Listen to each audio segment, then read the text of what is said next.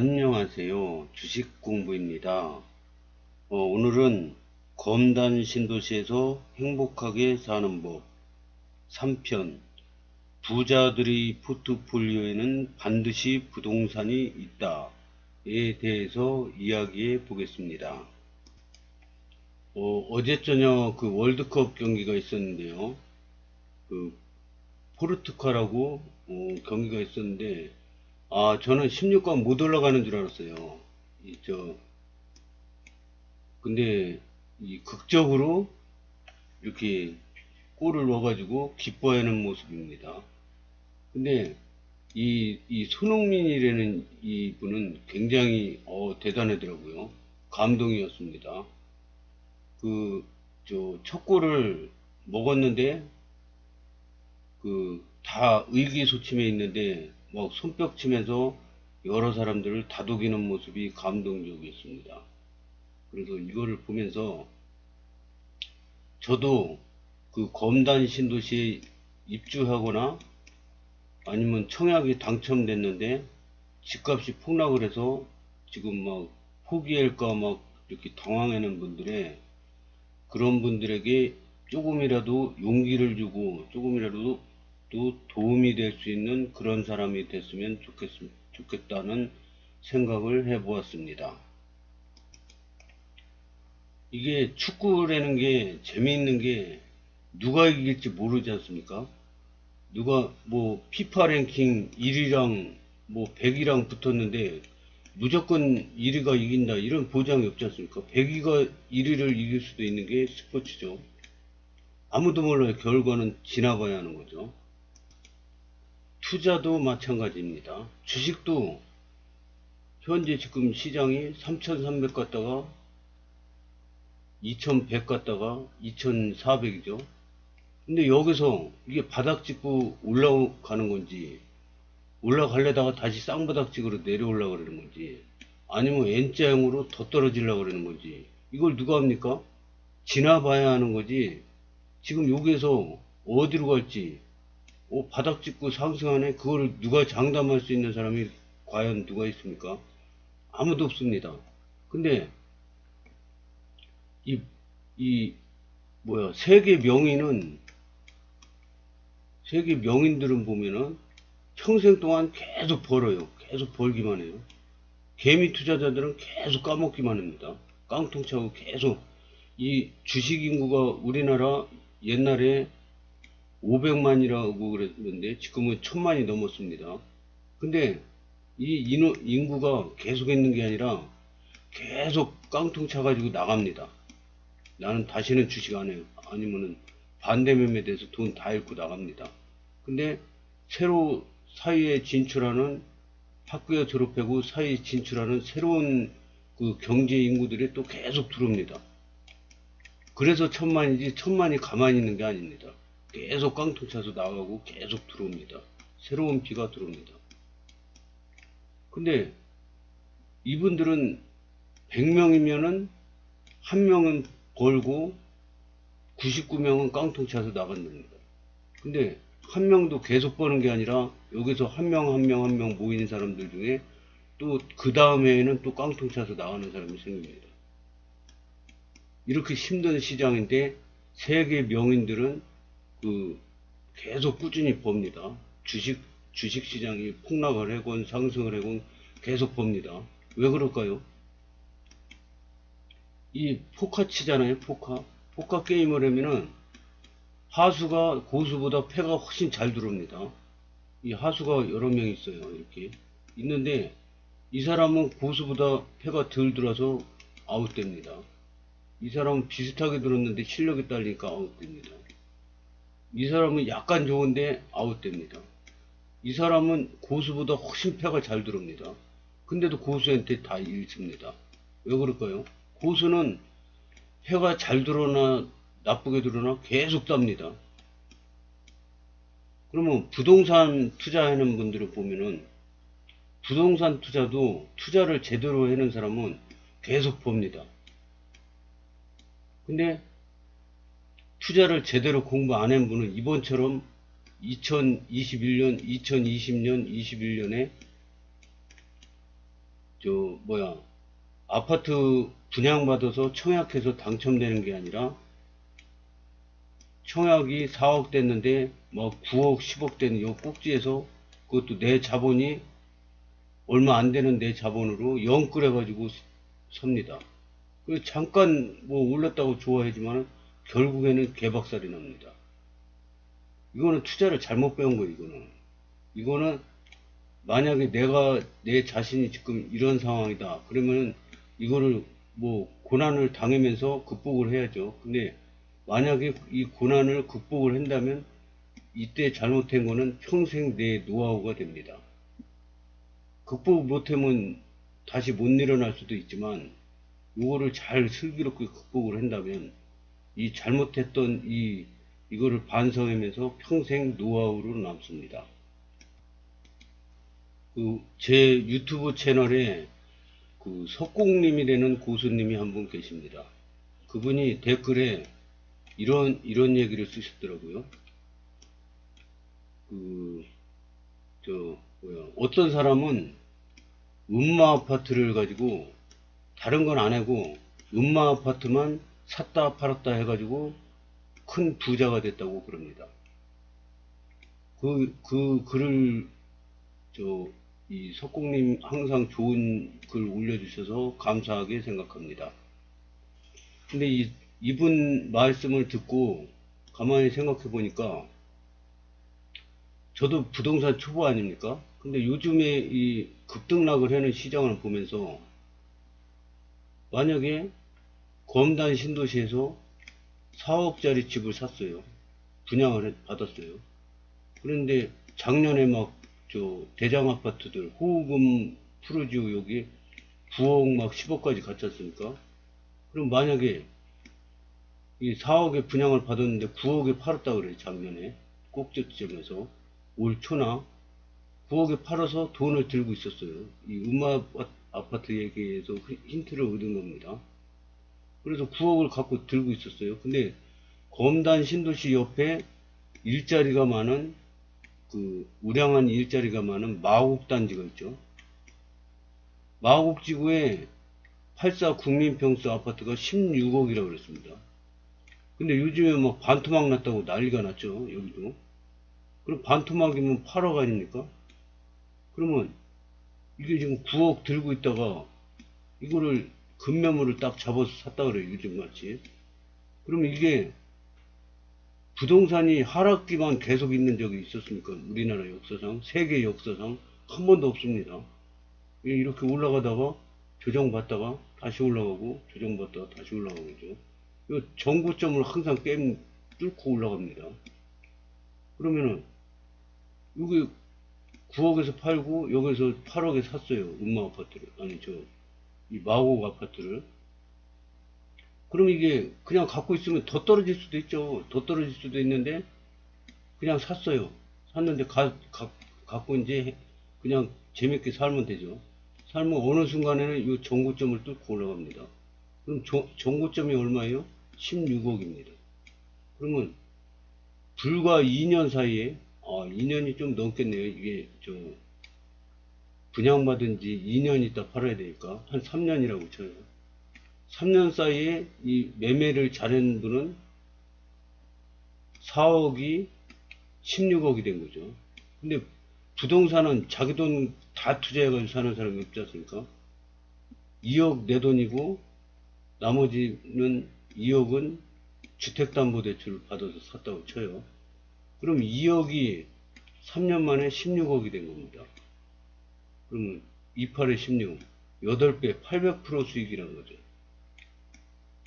그걸 어디에 책에 쓰고 뭐 어디에서 본 게 아니라 제가 그냥 한번 상상을 해본 겁니다. 제가 알고 있는 게 제가 지금 주안에 살고 있는데 주안에 대해서도 하나도 몰라요. 저는 이 검단 신도시 아파트 당첨돼서 검단 신도시에 대해서만 요즘 공부했기 때문에 알고 있는 게 검단 신도시밖에 없습니다. 그래서 제 생각에 그래요. 고수들이 보면 에이 저 바보 같은 생각을 하고 있네 그럴 수도 있어요.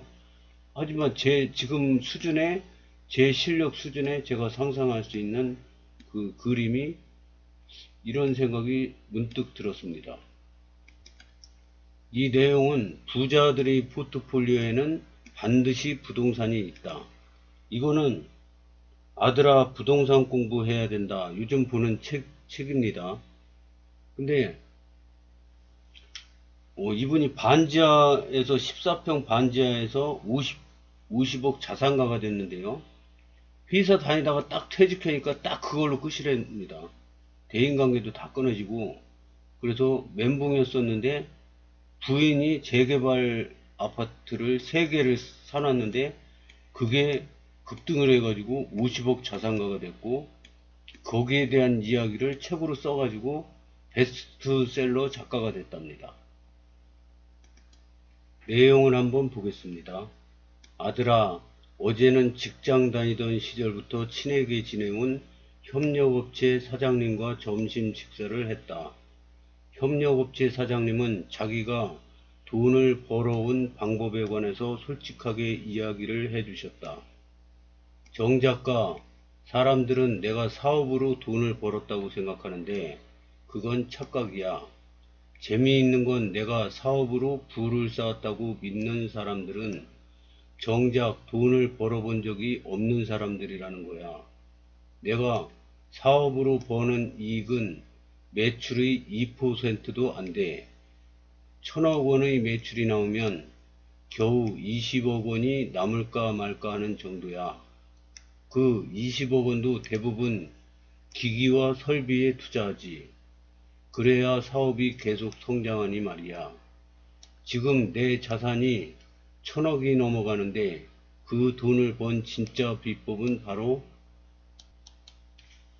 부동산이야. 그분은 아버지가 현직에 있을 때도 비슷한 이야기를 했다. 엘마트와 거래해서 남는 게 별로 없어. 나는 돈은 따로 벌어. 그때는 믿지고 납품한다라는 사장님의 이야기를 그저 하는 말이려니 넘겨들었다. 그때는 아버지로서는 쉽게 이해할 수가 없는 말이었다. 그러나 이제는 명확하게 이해한다. 근래에 큰 부를 쌓은 사업가가 몇 분을 만날 기회가 있었는데 그분들은 자신이 진짜 돈 번 비결은 부동산이었다고 귀에 못이 박히도록 강조했다. 내가 여전히 직장인이었다며 흘려들었겠지만 나 역시 아내가 산 재건축 아파트 3채의 가치가 내 25년 직장생활과 비교되지 않을 만큼 크다는 걸 뼈저리게 느낀 후였다. 어제도 협력업체 사장님은 거듭 강조했다. 대부분의 사업가는 사업을 통해 돈을 벌지 못해요. 중요한 건 자본의 흐름이지. 그 사장님은 이런 사실을 깨닫지 못하고 사업하는 사람은 망한다고 했다. 사업 그 자체로 돈을 벌겠다고 무작정 뛰어든 초보 사업가가 3년을 못 버텨내는 것도 이 때문이라고 했다. 사업으로 자산을 불리겠다는 생각은 어리석으며 사업의 중요한 것은 그 자체로 성장하도록 구조를 갖추는 것뿐이라는 게 그분의 생각이다. 그분은 사업가가 진짜 돈을 버는 토대는 사업 자체가 아니라 사업을 둘러싼 자본의 흐름이라고 했다. 예를 들면 공장을 짓기 위해 매입한 땅의 가격이 오르거나 지점 영업소로 매입한 건물의 시세가 급등하는 것 등이다. 그 사장님은 토지와 건물 가치 상승으로 자산 규모가 커지는 것을 경험하고는 적극적으로 대출을 받아 토지와 건물을 늘려갔다고 한다. 그렇게 해서 1000억대의 자산을 마련했다는 것이다. 식사 말미에 그 사장님은 이런 이야기를 덧붙였다.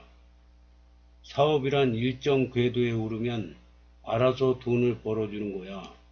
내가 애써 일하지 않아도 우리 직원이 열심히 일해서 돈을 벌어주고 있지. 땅 역시 마찬가지네. 내가 일하지 않아도 지금도 알아서 가치가 상승하고 있지. 그래서 지금 나는 굳이 애써 일하지 않고 애써 돈을 벌려고 욕심내지 않는다네. 아들아, 세계적인 프랜차이즈 S커피나 M 햄버거 기업이 돈을 번 핵심 요인이 부동산이라는 것을 너는 익히 알고 있을 것이다. S커피는 스타벅스 같아요. M 햄버거는 맥도날드 햄버거 같습니다. 그 둘을 커피나 햄버거 파는 기업이 아니라 부동산 기업이라고 부르는 사람들까지 있을 정도다. 그런 세계적인 기업뿐만이 아니다. 크건 작건 부자들의 포트폴리오에는 반드시 부동산이 있다.